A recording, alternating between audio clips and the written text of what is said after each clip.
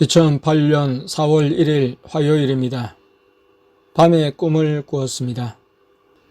까마귀 한 마리가 나타나더니 갑자기 날아가는 흰 비둘기를 덥석 낚아채서 잡아먹으려고 했습니다. 내가 그것을 보고 즉시 돌을 주워 던졌더니 까마귀가 비둘기를 놓아주고 달아났습니다. 이후에 보니 벼락나무 끝에 검은 까마귀가 몇 마리 더 보였습니다. 부리가 날카롭고 단단하게 보였습니다. 둘째를 통해 까마귀가 무엇인지 여쭈니 예수님이 마귀라고 하셨습니다. 흰 비둘기는 내 영이라고 하셨습니다. 그러면 내가 돌을 던진 것을 어떻게 보아야 합니까? 예수님은 하여튼 좋은 꿈이라고 하셨습니다. 그렇게 보여주어서 미안해 라고 하셨습니다. 내가 마귀에게 당하는 것처럼 보이게 하셨을지라도 또한 내가 마귀를 물리쳤으니 꿈을 꾸고도 기분이 나쁘지 않았는데 예수님이 좋은 것이라고 하시니 감사했습니다. 2008년 4월 4일 금요일입니다. 아침 7시 30분에 맞춘 알람이 울렸습니다. 둘째는 건너방에서 혼자 자다가 일어났고 막내도 일어났습니다. 둘째가 우리가 자는 방에 오더니 목사님, 예수님이 고맙다고 하셔요 하고 예수님의 말씀을 대언했습니다. 예수님 감사드립니다 하고 인사드렸습니다. 자녀들은 일어나 세수하고 학교 갈 채비를 하고 있었습니다. 아내가 땡땡아, 띵띵아, 어젯밤에 먹다 남은 유부초밥을 밥솥에 놓아두었는데 꺼내 먹고 가라 며 누워서 말했습니다. 이때 둘째가 엄마에게 엄마, 예수님이 버섯 구워 달래셔요 했습니다. 나는 빙긋이 웃으며 아내를 쳐다보았습니다. 아내는 예수님의 말씀에 예, 예수님 하고 대답하며 일어나 부엌에서 요리를 했습니다. 아내가 부엌에서 요리를 할 때 나는 눈을 감고 방 안에 누워 있었습니다. 잠을 청하려 할 때 갑자기 내 귀에 스쳐 지나가듯 땡땡아 하는 아내의 목소리가 들렸습니다. 잠들려고 하다가 놀랐습니다. 둘째는 그때 방에 들어와 있었습니다. 아내는 바깥에서 일하고 있었습니다. 내가 의식하기로는 아내는 바깥에서 둘째를 부르지 않았습니다. 둘째는 제 할 일을 했습니다. 조용한 아침에 아내의 목소리를 듣지 못할 리가 없었습니다. 아, 영적으로 들린 음성이었구나를 알 수 있었습니다. 두 사람의 반응이 전혀 없음에 이는 세 분 중에 어느 분이 아내의 목소리로 나에게 말씀하신 것이구나를 알았습니다. 며칠 전에는 삼위 하나님과 천사들의 음성을 들은 적이 있기 때문입니다. 땡땡아, 내 귀에 엄마가 너 이름 부르는 소리를 들었는데 어찌 된 거가? 하고 즉시 말하고 싶었지만 아침이라 참았습니다. 아내의 마음도 고려했습니다. 나중에 학교에 갔다가 오면 그때 묻자 생각하고 다시 잠을 청했습니다. 잠이 들려고 가물가물했습니다. 그때 갑자기 미닫이 문이 보이면서 문소리가 드르륵 하고 열렸습니다. 소리가 크게 갑자기 내 귀에 들려서 깜짝 놀랐습니다. 미닫이 문이 열린 것을 보는데 누군가 열린 문으로 쳐다보고 있었습니다. 투명하게 보였는데 다시 본다는 것이 눈을 뜨고 말았습니다. 눈을 떴다가 다시 감으니 보이지 않았습니다. 방 안쪽 포인트 백지 방향으로 보고 있었는데 깜짝 놀랐습니다. 그래도 잠들까 하다가 이게 아니지, 예수님이 나를 깨우시는구나 생각하고 일어나 기도를 했습니다. 오후에 나 혼자 교회에서 무릎을 꿇고 기도를 할 때였습니다. 기도를 시작하는데 나비가 날아와 내게 부딪힌 것처럼 뭔가 내 볼에 부딪혔습니다. 퍼득 하며 소리도 났는데 느낌이 나쁘지 않았습니다. 주님이 뭔가를 느끼게 해주신 것으로 생각했습니다. 기도를 한참 했을 때 휴대폰 진동이 울려서 보니 사진관에서 가족 사진이 나왔다고 문자 메시지를 보낸 것이었습니다.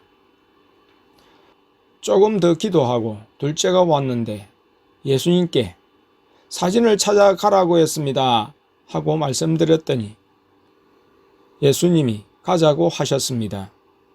마트에 있는 사진관으로 가면서 내가 예수님께 예수님, 아침에 땡땡아 하고 부르는 목소리를 들었는데 들려주신 거 맞죠? 하고 여쭈니 맞는다고 하셨습니다. 그러면 미닫이 문이 드르륵 열리면서 누구 얼굴이 보였는데 그것은요? 그것도 맞는다고 하셨습니다. 그러면 예수님, 문에 보였던 얼굴은 누구예요? 나지 하셨습니다. 예수님이 보이신 것이었습니다. 그리고 기도할 때 볼에 뭔가 소리가 나며 와 닿았는데요. 여쭈니 그것은 천사가 부딪힌 것이라고 하셨습니다. 갔다 온 후에 둘째는 목양실에 있고 막내는 머리를 감고 있을 때 나와 아내는 교회 아랫강단에서 이야기를 하게 되었습니다. 아침에 있었던 이야기와 둘째를 통해 예수님께 확인한 이야기를 하니 아내가 나도 아침에 문소리를 들었는데 했습니다. 그래요? 당신은 어떤 소리를 들었어요? 하니 고단서 서랍이 빠져나오며 내는 드르륵 소리가 들렸다는 것이었습니다. 둘째를 통해 예수님께 아내가 여쭈었습니다. 예수님, 고단서 서랍 여는 소리 들은 거 맞아요? 그래, 맞아 하셨습니다. 서랍 여는 소리를 들려주신 분이 누구예요? 여쭈니 성령님이셨다고 하셨습니다. 아내는 성령님 감사해요. 성령님 진하게 사랑합니다. 고 했습니다. 오후 늦게 다시 예수님과 함께 바깥 나들이를 했습니다. 예수님의 말씀을 둘째가 대언했습니다. 예수님이 나에게 앞으로 소리를 많이 듣게 해 주실 것이라고 하시면서 예배 시간에 예수님의 목소리를 듣고 찬양을 인도하게 될 것이라고 하셨습니다. 기뻐하며 예수님 감사합니다 하고 손을 흔들며 춤을 추었습니다.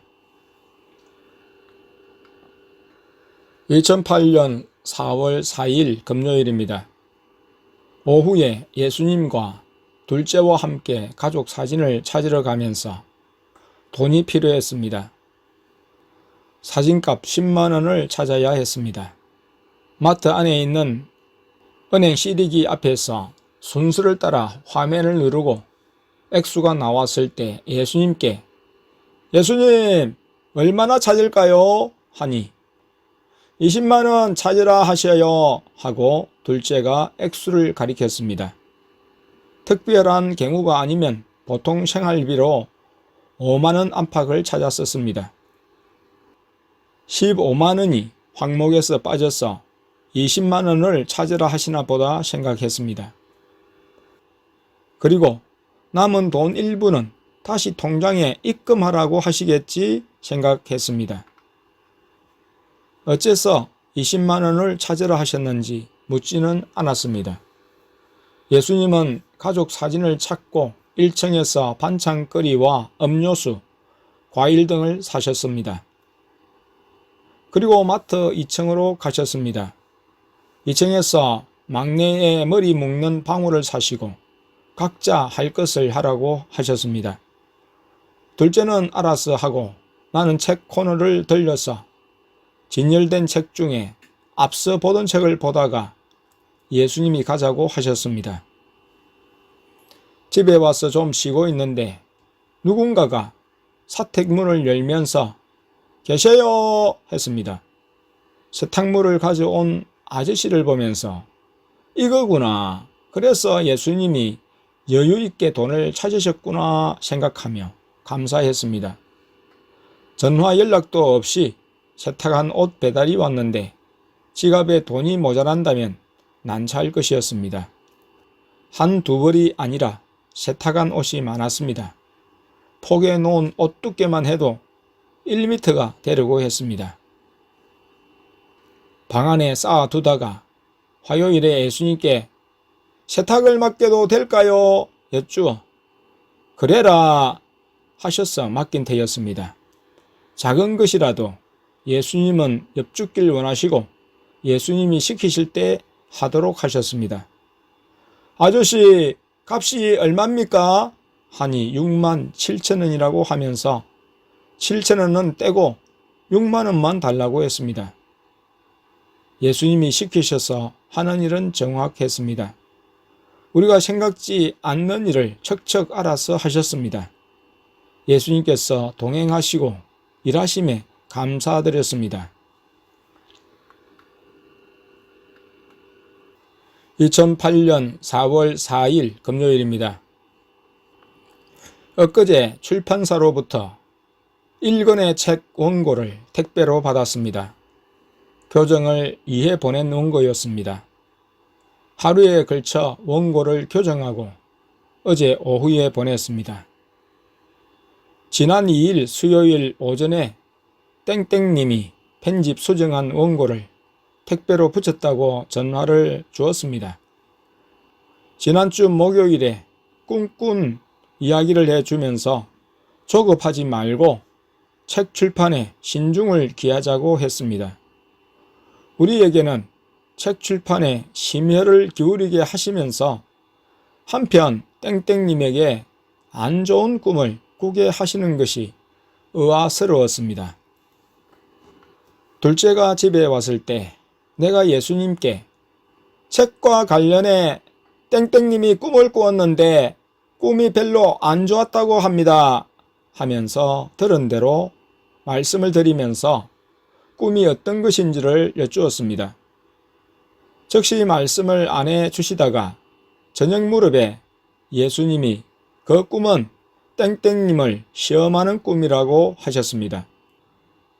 땡땡님의 마음을 달아보신다고 하셨습니다. 예수님의 말씀을 듣고야 안심을 했습니다. 저녁에는 내가 예수님의 말씀과 관련하여 깨닫는 바가 있었습니다. 그것은 땡땡님의 시험만이 아니라 우리에게도 시험이라는 것이었습니다. 예수님이 우리의 인내를 시험하고 계시구나를 깨달았습니다. 나는 언제까지는 나와야 하는데 하는 마음이 있었는데 예수님은 그것마저 버리라고 하시는 것이었습니다. 예수님이 하시는 일을 보니 지금까지 땡땡님도 다른 책을 펴낼 때에는 출판 날짜를 스스로 정하고 펴냈을 것이었습니다. 지금 나도 내 나름대로 출판 원리를 마음대로 정해서 추진한 것이 있었습니다. 책을 쓰는 일은 내가 맡았고 출판하는 일은 땡땡님이 맡았지만 책을 내는 주체는 예수님이셨습니다. 예수님은 땡땡님에게도 지금까지 해온 방식을 쫓아 자의로 책 출판을 하지 못하게 꿈을 통해 막고 계셨습니다. 꿈을 꾼 땡땡님과 맞물려 나 역시 날짜를 내 임의로 잡는 생각과 태도를 버리라는 메시지였습니다. 예수님이 출판하라고 하실 때 내야 한다는 예수님의 뜻이 땡땡님의 꿈에 담겼음을 깨달았습니다. 그것은 나에게 인내가 더 필요한 일이었습니다. 밤에 아내가 사택에 있는데 예수님이 물으셨다고 했습니다. 책을 대언으로 내게 하는 것을 어떻게 생각하니? 둘째가 대언을 했습니다. 이 말씀은 예수님이 둘째의 대언을 통해 내라고 할 때 땡땡님에게 말해 주라는 말씀이셨습니다. 아내가 예수님이 땡땡님에게 꿈이나 다른 것으로 간섭하셔야 땡땡님이 확신을 가지고 할 수 있지 않겠습니까? 땡땡님을 간섭해 주세요.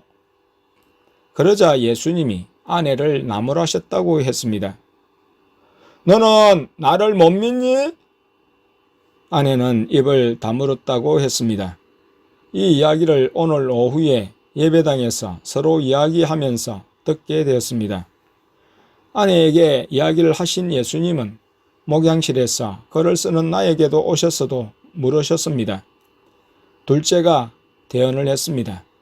같은 질문이었습니다. 책을 대언으로 내게 하면 어떨까? 하고 물으셨습니다. 나는 예수님, 제가 아까 띵띵님이 꿈 해석에 대해 궁금하여 저녁에 전화를 해왔을 때 예수님이 분명한 사인을 주실 것이라고 했습니다. 좋은 꿈을 꾸게 할 것이라고 했습니다. 꿈으로 간섭해 주시면 안 될까요? 그래야 띵띵님도 우리에게 휘둘린다는 생각도 없고 어떤 어려움을 당해도 기쁨으로 당할 수 있지 않겠습니까? 예수님은 나의 말에 아무 말씀도 안 하셨습니다. 둘째의 얼굴을 보니 예수님의 얼굴이 반영된 것으로 보이는데 별로 좋아하시지 않는 것으로 느껴졌습니다. 아차, 또 내 주장을 말씀드렸구나 생각하면서 찝찝하고 죄송했습니다. 마음으로 회개하면서 땡땡님을 보아서는 대언을 통해 하는 것이 마음에 걸리지만 그래도 주님이 시키시면 순종해야지 마음을 고쳐먹었습니다. 땡땡님을 생각하니 대언보다는 꿈으로 주시면 더 나을 것 같아서 드린 이야기였습니다. 나나 아내나 의견이 같았습니다. 내가 목양실에서 예수님이 물으신 이야기를 하니 아내도 자기에게도 물으셨다고 하면서 자기는 예수님께 꾸지람을 들었다고 이야기를 해 주었습니다. 아내는 꾸지람을 듣고 책 출판을 위해서 기도해야지 하고 대언하는 둘째가 있는 데서 말했습니다. 예수님이 내가 기도를 안 시켰는데 하셨습니다. 그래도 아내는 방에서 기도를 하니 예수님이 또 내가 기도를 안 시켰는데 왜 기도하니? 나무라시면서 책 출판은 내가 알아서 할 테니 너는 그것에 대해서 기도하지 않아도 된다고 하셨다고 했습니다. 책은 예수님께 달려 있었습니다. 우리의 일이 아니라 주님의 일이었습니다. 우리는 주님이 시키시는 일만 하면 되었습니다. 인간적인 생각으로 앞서가지 말고 기다리면 주님의 때에 하신다고 하신 말씀이었습니다. 오후에 길을 가면서 예수님께 예수님 죄송합니다. 어제 제 주장을 했습니다. 책 출판을 대언으로 하셔도 순종하겠습니다. 말씀드렸습니다. 예수님께서 내게 맡겨라. 꿈으로도 할 수 있고 대언으로도 할 수 있고 둘 다 할 수 있다. 생각 중이야 하셨습니다.